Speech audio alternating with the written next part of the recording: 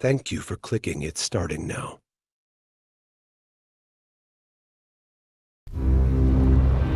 We're going right back to that part of the story that we haven't told yet. How did the Mafia begin?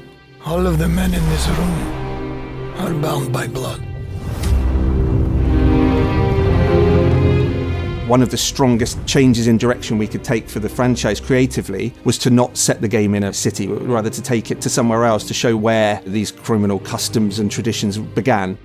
I'd very much consider Sicily and Sicilian culture almost as a character within the story. When I say to someone 1900 Sicily, where does their mind go?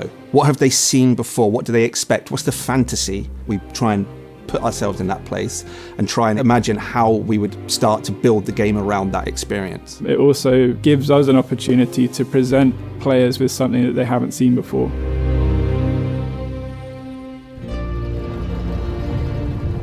We're quite lucky because Sicily at this time was photographed by a handful of people, and those photographs still exist. There's one really iconic image for me with a child, and you can see the incredible poverty. There's such humanity in those faces. There's such a huge amount of storytelling in that location because they're also in front of one of these beautiful carved stone buildings. That's the starting point for me. Sicily's been in the franchise before.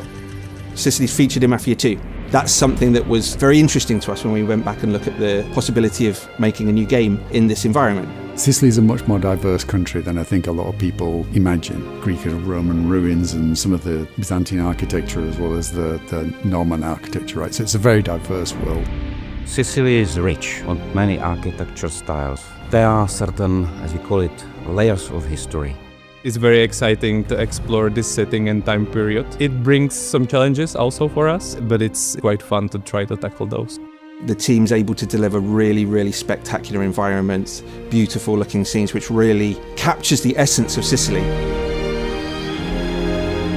I went with a team of artists to go to Sicily to work with Storm Minds, our dev partners in Sicily, and they took us on the most incredible journey, taking in so many different locations. Every day was super jam-packed between museums and other locations, meeting people that you wouldn't have expected to meet, and there's no way that we could have met on our own.